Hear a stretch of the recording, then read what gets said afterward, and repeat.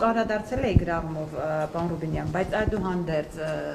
Ադրբեջանի նախագահի հայտարարությանն եմ ուզում անդրադառնանք։ Խաղաղության օրակարգ եք դուք մշտապես բարձրաձայնում, ասում եք դա պետք է լինի եւ չպետք է շեղվենք։ Ինչպես բացատրենք այդ խաղաղության օրակարգի շրջանակում Ադրբեջանը չի դադարում բարձրաձայնել նման մտքեր եւ դա ըստ էության նաեւ դիտարկվում է որպես տարածքային նկարտում Հայաստանի նկատմամբ։ Տեսեք, դուք արդարացիորեն նշեցիք, որ ես գրառման անդրադարձել եմ, գրառմանս առանձնապես ավելացնելու բան չունեմ։ Մենակ ասեմ մի բան։ Նախ ամեն դեպքում Ադրբեջանից հնչող հայտարարությունների շեշտադրման որոշակի փոփոխություն տեսնում ենք օգոստոսի 8-ից։ Իհարկե չենք կարող ասել, որ չեն լինում հայտարարություններ, որոնք համարում ենք ապակառուցողական, այդ հայտարարությունները ձեր նշած դրանցից մեկն է։ Բայց մենք կարծում ենք, որ եւ ինչպես գրառմանս մեջ նշել եմ, եթե հետ գնանք տեղանունների իմաստով ամենևին մեզ համար ոչ շահեկան վիճակ չենք տեսնի, շատ շահեկան վիճակ կտեսնենք, բայց հետ գնալ պետք չի, պետք է գնալ առաջ։ Եվ դա է խաղաղության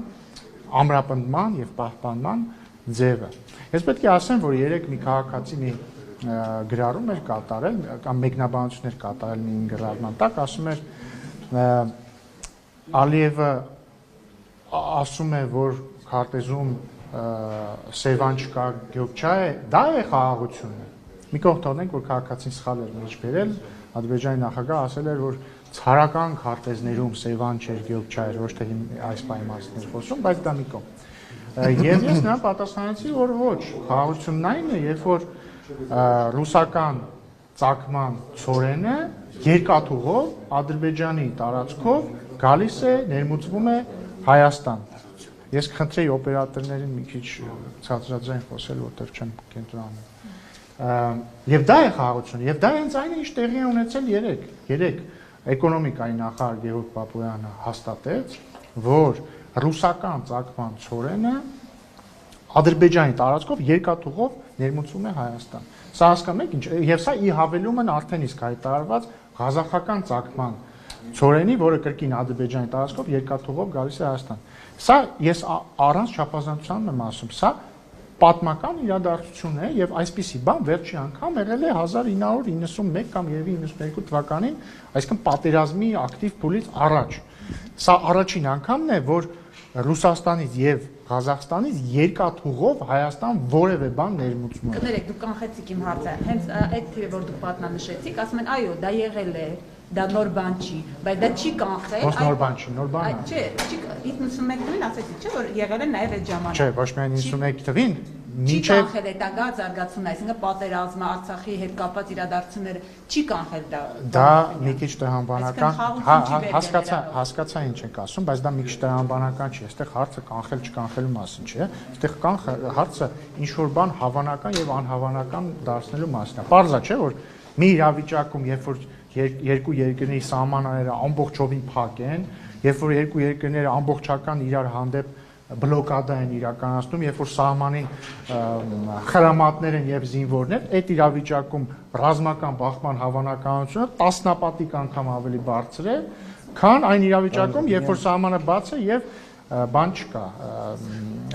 բլոկադա չկա կամ բլոկադան քիչ-քիչ քչանում է, բայց դա մի կողմ։ Դա մի պահ մոռանանք նույնիսկ բանը, նույնիսկ հավանականությունը ռազմական բախման կամ դրա մեծությունը կամ փոքրությունը, նաև տնտեսական առումով մենք առաջին անգամ ըստ էության երկաթուղային կապ ենք ստանում մի երկրի հետ, որը Վրաստանը չէ, որտեղ միակ երկիրը, որի հետ ունենք երկաթուղային կապ, Վրաստանն էր այս 30 տարի։ Հիմա արդեն Ռուսաստանի եւ Ղազախստանից երկաթուղով որևէ ապրանքի գալիս Հայաստան եւ անհնար է գերագնահատել այս իրադարձության կարևորությունը եւ իմի բերելով այս հատվածը, էլի։ Հետեւաբար, այո, խաղաղության ճանապարհին կլինեն խնդրահարույց հարցեր։ Այո, կարող են լինել հայտարարություններ, որոնք մենք կհամարենք խնդրահարույց, բայց պետք է այդ եւ որոնց անդրադարձել ենք։ Նշեցիք, ես եմ անդրադարձել։ Բայց պետք է կենտրոնանալ իրական ձեռքբերումների վրա եւ Ցորենի Հայաստան ներմուծումը Ադրբեջանի տարածքով շատ կարևոր փաստ է, որը պետք է արձանագրել այդ խաղաղության համատեքստում։ Մինչ իշխանությունները անդադար ամենօրյա գրաֆիկով խոսում են խաղաղության հաստատված օրակարգի մասին օգոստոսի 8-ից նշելով, որ այլ իրավիճակ է, ձեր ընդդիմախոսները շարունակում են բարձրաձայնել առկա խնդիրների եւ Ադրբեջանի, ինչպես նաեւ Ալիևն է դա շեշտում նկարտումների մասին, օրինակ երեք Արման Թաթոյանը նախկին մի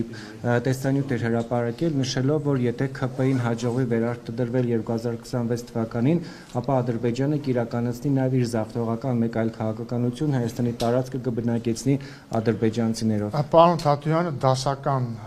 մանիպուլյատոր է եւ մեծ տաղանդով աչքի նույնիսկ չի ընկնում իր մանիպուլյացիաներն անելուց եւ ընդհանրապես ես լուրջ չեմ համարում իր ասածին անդառնալ, պետք է ասեմ հետեւյալը, որ իրականությունը շատ տարբեր է։ Իրականությունը հետեւյալն է. մենք ունենք պատմական հնարավորություն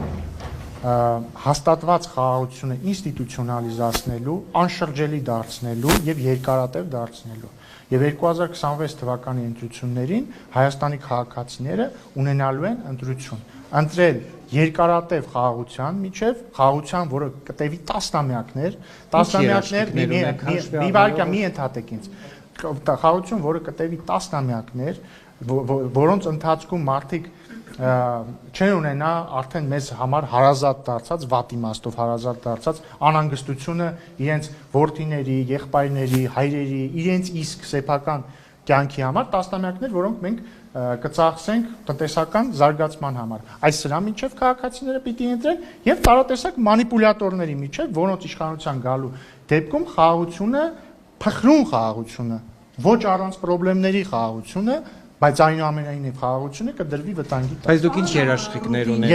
Ես այս հացին էլ կպատասխանեմ։ Երաշխիքը այն քայլերն են, որոնք իրականացնում ենք։ Երաշխիք եւ ես որ ասում եմ երաշխիք, նկատի չունեմ, որ կա մեկ գործոն, որը ինքնին երաշխիք է, բայց երաշխիքը կազմված է տարբեր գործոններից։ Օրինակ, դելիմիտացիայի գործընթացը մեկ գործոն է։ Վաշինգտոնյան հռչակագիրը երկրորդ գործոնն է։ Վաշինգտոնյան հռչակագրով սահմանված խաղաղությունը եւ միմյանց կողմից իրար տարածքային ամբողջականությունը ճանաչելը եւ վրեժը բացառելը եւ այսպես շարունակ չցիտեմ, մեկ այլ գործոն է։ Թրիփը, որը կիրագործի մեկ այլ գործոն է։ Ադրբեջանի կողմից դեպի Հայաստան երկաթուղային ներմուծումների արգելքը հանելը մեկ այլ շատ կարևոր գործոն է։ Եվ այսպես քար առ քար մենք պետք է կառուցենք խաղաղությունը եւ շատ կարևոր է, որ 2026 թվականին Հայաստանի ժողովուրդը որոշի, որ մենք ուզում ենք շարունակել այս ճանապարհը։ Պարոն Ռուբինյան, տեսեք, ես հասկանում եմ, որ դուք խաղաղության կառուցման ճանապարհով եք փորձում գնալ, բայց Ալիևը այդ ճանապարհով արդյոք գնում է թե չէ։ Հիմա տեսեք, ասում եք Թաթոյանի ասածը մանիպուլյացիա, լուրջ չեմ ընդունում, բայց ՕՍԻ միջազգային մեդիան հետաքննություն էր իրականացրել ու պարզել էր, որ Արևմտյան Ադրբեջան հայեցակարգը, այդ կազմակերպությունը ընդհանրապես փոխկապակցված է նախագահի աշխատակազմի հետ, վերահսկողության տակ է ուղիղ գործում եւ Ալիևը ինքն էլ 2022-ի դեկտեմբերի 24-ին հայտարարել է, որ Արևմտյան Ադրբեջան կազմակերպության ներքո ապահովելու են ադրբեջանցիների մեծ վերադարձը։ Հիմա մեծ վերադարձի տակ, հետո պահանջելու են արժանապատիվ, արժանավայր կյանք, հետո դրանց հասկանալի է, թող պատասխանեմ։ Նախ, որ ասում եք չէ, դրանից առաջ բան ասեցիք։ Ինքան երկար հաց տվեցիք, արդեն սկիզբը մոռացա։ Ասում է Ալիևը չի գնում խաղաղության, այլ Հայաստանն է ձգտում։ Հիշեցի, լավ։ Նախ ասում եք դուք փորձում եք գնալ խաղաղության, բայց Ադրբեջանը ինչ է անում այդ խաղաղության համար, այնուամենայնիվ պետք է նշեմ, որ իրոք ղազախական եւ ռուսական ծորենի իր տարածքով տարանցման արգելքը հանելը իրոք պարոն Ֆայրադյանը փայլակ կողքից ինձ ընդհատելով ասեց դե լավ է այդ մի բան եղավ, բայց ասես դա բանով հեգնանքով, բայց այստեղ ամենևին հեգնանքի կարիք չկա, շատ լավ է, որ դա եղավ եւ դա շատ մեծ իրադարձություն է, շատ դրական իրադարձություն է։ Հաջորդը դուք իրավացիորեն նշում եք, որ ձեր չեմ ուզում կրկնել այդ տերմինը, որտեղ դա անընդունելի տերմին է, իրավացի եք, որ ժամանակին օգտագործվել է Ադրբեջանի կառավարության տարբեր ներկայացուցիչների կողմից, բայց պետք է նաև նշեմ, որ օգոստոսի 8-ից հետո այդ առումով այլ իրավիճակ է։ Այդ անընդունելի տերմինի օգտագործում ես չեմ նկատել եւ հույսով եմ, որ այդպես էլ կլինի։ Եվ կրկնում եմ, պետք չի բերել փաստարկ 2022 թվականի մասին։ Պետք է բերել փաստարկ 2025 թվականի օգոստոսից 8-ից հետոյի մասին։ Բայց այդ փաստերը չեն հերկվել, պարոն Ռուբինյան, Չեք փաստերը են մարդկանց Չեք լսում։ Չեք լսում ինձ։ Չեք լսում ինձ։ Չեք լսում։ Օգոստոսի 8-ից հետո չի գյուղ։ Չեք լսում ինձ։ Ասում եմ օգոստոսի 8-ից հետո,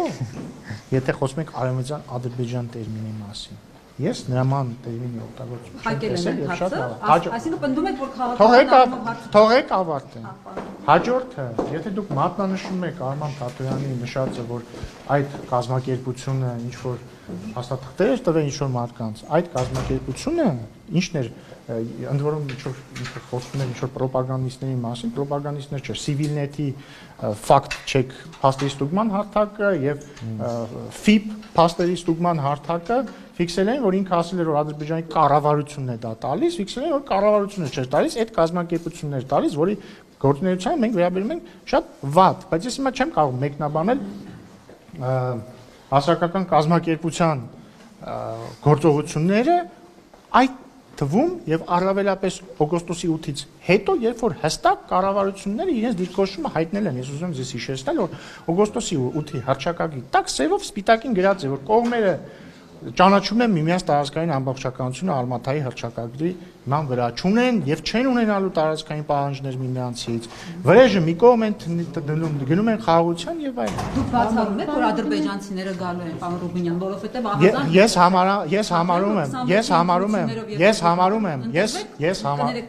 Չէ, որտեղ միտքը པարզ է։ Համեն մի չէ ես ձեզ ընդհատեմ։ Ես համարում եմ, որ ընդհանրապես մեր ընդդիմությունը շատ մեծ կախման մեջ է Ադրբեջանից, որովհետև մեր ընդդիմության խոսույթների մի ահռելի բաժին ձևավորվում է Ադրբեջանում։ Նկատի չունեմ, որ Ադրբեջանում գրում տալիս են իրանց։ Նկատի ունեմ, որ Ադրբեջանում պաշտոնյաները մի շաբաթ հայտարարություն չանեն, մեր ընդդիմությունը ասելիք չի ունենա ընդհանրապես եւ պատահական չէ իրենց ցնծությունը վերջին հայտարարությունից։ Ընդ որում միայն Ադրբեջանից չէ, այտենց այլ երկրների ԱԳՆ խոսնակներից էլ օրինակ իրենց խոսույթը ուղիղ կախման մեջ է։ Հա, բայց ես առաջարկում եմ Կիկոսի մահով չառաջնորդվել, կրկնում եմ, եկեք առաջնորդվենք նրանով, ինչ գրված է եւ ստորագրված է։ Գրված է եւ ստորագրված է, խաղաղություն է, գրված է, ստորագրված է, կողմերը ճանաչում են միմյանց տարածքային ամբողջականությունը աներկբայորեն, գրած է եւ ստորագրված է, որ ապագայում նույնպես տարածքային պահանջներ միմյանց չեն ունենալու եւ այն մնացած հարցերը ուղղակի մանիպուլյացիայի ժանրից են։ Խախտել Ադրբեջանը։ Քան պայմանագիր հաստատու խոստում խախտել Ադրբեջանը։ Դե ախր ձեր հարցը ես հասկանում եմ, բայց ինքը ձեր հարցը հասկանում եմ, բայց միևնույն ժամանակ մի քիչ նիհիլիստական է ձեր հարցը, որովհետեւ եթե ձեր տրամաբանության գնանք կհասնենք նրան, որ կյանքում ոչինչ հստակ չէ եւ հետեւաբար ինչ անել։ Ես էլ ասում եմ ծայրահեղ, ես էլ ձեզ ասում եմ, որ ճիշտ եք ասում եւ ծայրահեղ լավատեսություն պետք չի ցուցաբերել միայն ստորագրված փաստաթղթերի հիման վրա, բայց օրինակ լավատեսություն, երբ որ օրինակ Ադրբեջանի տարածքով երկաթուղով ապրանք է գալիս, դա մեկ քար ավելացնում է լավատեսության վրա։ Երբ որ Ղազախստանից է գալիս, երբ որ Ռուսաստանից է գալիս, եւս մեկ քար է ավելացնում այդ լավատեսության վրա, եւ մենք պետք է գնանք ոչ թե հետեւյալ տրամաբանության, որ դե ոչ մեկին չի կարող վստահել, պատրաստվենք կամ սպասենք վատագույնին, այլ հետեւյալ տրամաբանությամբ։ Մենք ինչ կարող ենք անել, որպեսզի հաստատված խաղաղությունը դառնա ել ավելի ամրապնդված, որ դառնա կայուն, որ դառնա երկարաժամկետ, որ դառնա անշրջելի։ Իսկ դրանք անում են այն նմանատիպ քայլերով։ Անորմինյան եւ վերջին հարցը։ Այս մի անգամն է ու հույս ունեմ նաեւ նախագծի մասին հարց տալ։ Այս մի անգամն է գալու այդ բեռները, թե բարբերաբար են գալու, թե ոչ, ունեք մի երկու հարցը մի անգամ ստեմ պատասխանեք, եթե կարելի է։ Ադրբեջանից անուղակի պատասխան եղավ, որ չեն մասնակցի նախագահի մակարդակով Երևանում տեղի ունենալիք եվրոպական գագաթնաժողովին, արդյոք Թուրքիայից կան ինչ-որ պատասխաններ, թե ոչ։ Ադրբեջանից իմաստ չկա մեկնաբանել, որտեղ պաշտոնական հայտարարություն հաստատապես արված չի եղել, Թուրքիայից էլ մինչ այժմ արձագանք չկա, բայց կարծում եմ նորմալ է, որ արձագանք չկա, որովհետև միջոցառումը ամեն դեպքում ամիսներ անց է լինելու եւ հիմնականում պետությունների ղեկավարները ամսաթվին ավելի մոտ են որոշում գնալ կամ չգնալ եւ այլն ծորենի առումով եւ ճիշտ կանեք էկոնոմիկայի նախարարությանը հարցնել։ Եվ հասել է արդեն Հայաստան թե ոչ։ Կարծեմ ոչ, բայց ճանապարհին է։